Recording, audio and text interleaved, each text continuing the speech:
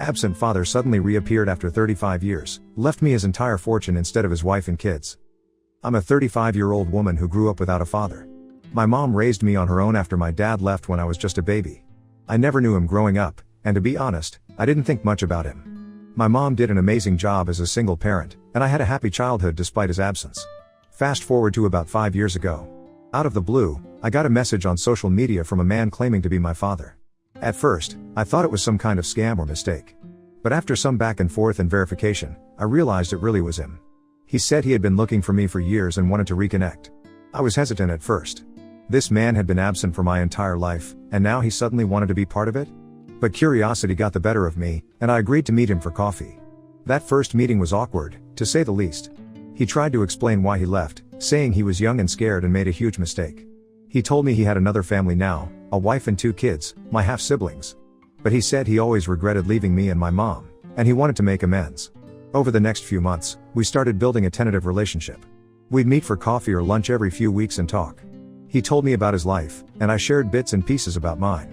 It was strange getting to know this man who was biologically my father but felt like a stranger. During one of our meetings, he mentioned that he had a successful business and had done well for himself financially. He hinted that he wanted to make things right with me, whatever that meant. I told him I didn't want or need his money, I just wanted to get to know him. Things were going okay for a while, but then I started noticing some red flags. Whenever I'd ask about meeting his wife and kids, he'd get evasive and change the subject. He always insisted on meeting in public places, never at his home. And sometimes he'd make comments comparing me to my half-siblings that made me uncomfortable. For example, he once said, "You're so driven and hardworking, not like my other kids. They've had everything handed to them and don't appreciate it." Another time he remarked, "You look just like me, much more than my other children do." It started to feel like he was trying to relive some idealized version of fatherhood with me, while keeping me separate from his real family. I started pulling back and our meetings became less frequent. The last time I saw him was about 6 months ago. He showed up looking stressed and agitated. He told me he had been diagnosed with terminal cancer and only had a few months left. I was shocked and didn't know how to react. Here was this man I barely knew, who was technically my father, telling me he was dying. He said he wanted to make sure I was taken care of and mentioned updating his will. I told him again that I didn't want his money and that he should focus on his wife and kids. He got upset and said they didn't need it and he wanted to do something for me. I left that meeting feeling very unsettled. After that, I didn't hear from him again. I figured he was spending his remaining time with his family. Then last week, I got a call from a lawyer saying my father had passed away. I felt a confusing mix of emotions. But then the lawyer said that my father had left his entire estate to me in his will. His house, his business, his savings, everything. And he had left nothing to his wife and other children. I was stunned. This was the last thing I expected or wanted. The lawyer explained that the will was ironclad and had been updated just weeks before my father's death.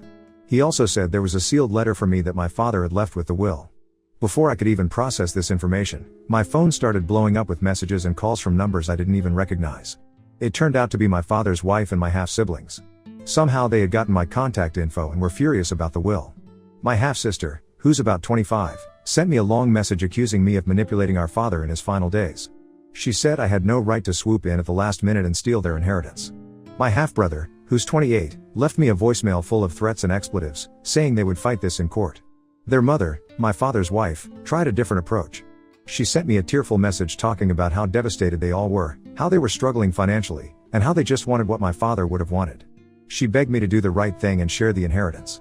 I was overwhelmed and didn't respond to any of them. I needed time to think and process everything that was happening.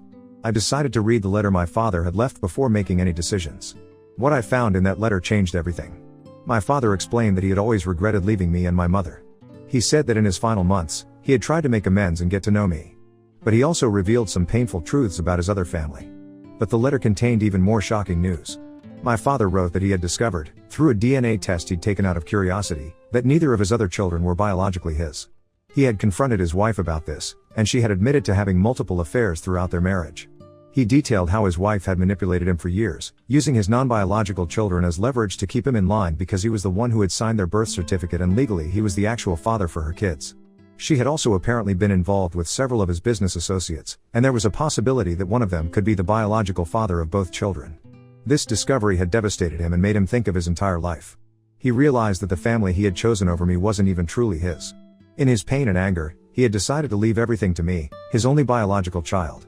He wrote that his wife had known about me all along and had pressured him to stay away.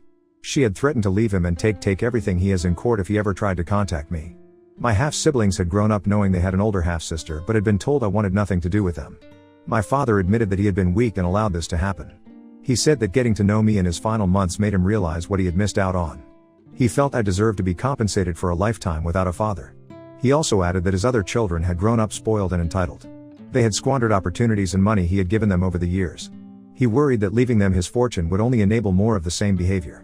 The letter ended with him asking my forgiveness and saying that this inheritance was his way of trying to make things right. He hoped I would use it to build a good life for myself and maybe even help others. After reading the letter, I just felt sad that while I did not know my father, the time I have spent with him showed that he was actually a good man with a good heart. I decided not to respond to any of my father's family's messages. Instead, I had my lawyer send them a formal letter explaining that I had no intention of contesting the will or sharing the inheritance. I did not mention the contents of my father's letter to me. This set off another round of drama. My half-siblings started a social media campaign painting me as a gold-digging homewrecker who had seduced their poor dying father. They posted old family photos and talked about what a wonderful dad he had been, conveniently leaving out my existence. Some of their friends and extended family members started harassing me online. I got messages calling me horrible names and saying I was tearing a grieving family apart. A few even made vague threats about what would happen if I didn't give back the money. My father's wife tried a new tactic. She showed up at my workplace one day, crying and causing a scene. She talked about how they were going to lose their home and how my father would never have wanted this. My coworkers were confused and uncomfortable, and I had to ask security to escort her out. Through all of this, I've stayed quiet. I haven't engaged with their accusations or tried to defend myself publicly. But it's been hard. There are moments when I've been tempted to share my father's letter and expose all their lies. But I know that would only lead to more drama and pain for everyone involved. I did reach out to my mom to tell her what was happening. She was shocked but supportive. She told me that my father had tried to come back when I was about 5 years old, saying he had made a mistake. But when she found out he was married with another kid, she told him to stay away. I guess that explains why he said he had been looking for me for years. As for the inheritance itself, I'm still figuring out what to do. The business my father left me is quite successful, but I know nothing about running it. I'm considering selling it and using the money to set up a scholarship fund for kids from single-parent homes. That feels like a way to honor both my mom's hard work in raising me and my father's final wishes. The house is another issue. It's in another state and much bigger and fancier than anything I'd ever want for myself. I'm thinking about selling it and donating a portion of the proceeds to a charity that supports families affected by cancer, in memory of my father. My half-siblings are still threatening legal action, but my lawyer assures me they don't have a case. The will is solid and there's no evidence of any undue influence on my part. Still, I'm bracing myself for a long and ugly court battle if they decide to go through with it. I know I didn't do anything wrong here. I never asked for this money or tried to influence my father's decision. But I still feel conflicted about keeping it all when I know his other family is struggling. So Reddit, am I the asshole for refusing to share the inheritance with them, given everything that's happened? Update 1. Hey, Reddit. It's been about 6 months since I last posted, and things have been a bit complicated. I'm still trying to wrap my head around everything that's happened since I inherited my father's estate. When I first got the news, I was in complete shock. But now that the dust has settled, well, sort of, I'm realizing just how complicated and stressful this whole situation has become. After my father's passing, I inherited not just his house and savings, but also his business. I had no idea how to run a business, let alone one as large and successful as his. My father's company was well established, with a lot of moving parts. Employees, contracts, clients, the works. I tried to step in and learn as much as I could, but it's been incredibly overwhelming.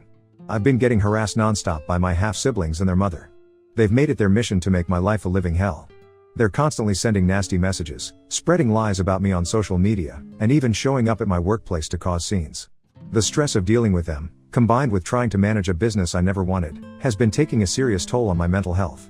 I've been seriously considering selling the business. It's not something I ever wanted or asked for, and I feel like it's more of a burden than anything else. But at the same time, I can't help but feel a sense of responsibility to the employees who rely on it for their livelihoods. I've been discussing my options with my lawyer, but it's a tough decision. As I mentioned in my last post, my half-siblings and their mother have been furious about my father leaving everything to me. Well, things have escalated. They've officially filed a lawsuit contesting the will, claiming that I manipulated my father in his final days and took advantage of his illness to get him to change his will. They're accusing me of elder abuse, saying that I isolated him from them and pressured him into leaving everything to me. Their claims are completely baseless, but it's still terrifying to be accused of something like that. My lawyer has been great, though. She's advised me to consider filing a countersuit for defamation, given all the lies they've been spreading about me. I'm not someone who likes to get involved in legal battles, but at this point, I feel like I don't have a choice. When we finally had our first day in court, and it was a complete mess. Their lawyer presented a bunch of so-called evidence that was supposed to prove I manipulated my father. It was mostly just out of context messages and twisted interpretations of our conversations. I sat there feeling like I was in some kind of nightmare, watching as they tried to paint me as this evil, money-hungry person. But then, my lawyer presented the letter my father had left for me, the one where he explained why he had left everything to me and revealed the truth about my half-sibling's paternity. The courtroom went silent as she read out loud the part where my father explained how he discovered that neither of his other children were biologically his and how his wife had manipulated him for years. It was like a scene out of a movie. The judge looked stunned. My father's wife, who had been sitting there with a smug look on her face, suddenly broke down in tears. She was called to the stand, and under pressure, she admitted to having multiple affairs throughout their marriage. She even admitted that she had known about me all along and had pressured my father to stay away from me. My half-siblings were in complete shock. They stormed out of the courtroom, refusing to continue with the case. The judge dismissed their claims, ruling in my favor and stating that the will was valid and that there was no evidence of any undue influence or manipulation on my part. The case was officially closed, but the aftermath was anything but. After the trial, things got even more complicated. My half-siblings completely cut off contact with their mother. I heard that they were devastated by the news and felt betrayed by the woman they had always thought of as their mother. They've been blaming her for everything that happened, and it seems like their relationship has been irreparably damaged. But that's not where the drama ended. I started receiving anonymous threats, both online and in the mail. People were telling me that I had destroyed a family and that I would pay for what I'd done. It was terrifying, and I didn't feel safe in my own home. I ended up setting security cameras to protect myself. As for the house and business, I've decided it's time to let them go. The house is in another state and is far too big for me. I've never felt any emotional attachment to it. I've made arrangements to sell it, and I'm planning to donate a portion of the proceeds to a charity that supports families affected by cancer, in memory of my father. The business was a harder decision, but I knew I couldn't keep running it. I just don't have the knowledge or the passion for it, and it was causing me so much stress. That's when something unexpected happened. After the trial, I was approached by one of my father's longtime business partners. He had been with my father since the early days of the company and knew everything there was to know about the business. He told me that he had been heartbroken by my father's passing and that he had been concerned about what would happen to the company. He made me an offer to buy the business from me, with the promise that he would keep all the current employees and continue to run it with the same integrity and care that my father had. I knew that selling to him would mean that the employees would be taken care of, and the company would be in good hands. After some negotiations, we finalized the deal. The business was officially sold, and I was able to walk away with a clear conscience, knowing that it was in good hands. I've since invested the money from the sale, and I'm planning to use it to build a life for myself that honors both my mother's hard work and my father's final wishes. This whole experience was new to me, but I'm finally starting to feel like I can move on. I've learned a lot about myself, my family, and what it means to truly make peace with the past. Thank you to everyone who offered advice and support. It meant more than you know. Update 2. Hey, everyone. It's been a year since I inherited my father's estate, and I wanted to give you all an update on how things have been going. After everything that happened with the legal battle, selling the business, and dealing with the fallout from my father's will, I've been trying to move forward and build a new life for myself. After selling the business and the house, I decided it was time for a fresh start. I moved to a new city where no one knew about my past, my father, or the drama with my half-siblings. I've been focusing on investing the money I received wisely. I've also been exploring ways to give back, just as my father had hoped I would. I've set up a scholarship fund for kids from single-parent homes, in honor of my mother's hard work in raising me. It feels good to know that I'm doing something positive with the money, and I hope it will make a difference in the lives of others who are in similar situations to the one I was in growing up. Life has been quiet, and I've been enjoying the peace. But recently, something happened that I wasn't expecting. I was at a hospital for a routine checkup when I ran into my half-brother. I almost didn't recognize him at first. He looked completely different from the person I remembered from the courtroom. He was sitting in the waiting room, looking tired and worn down.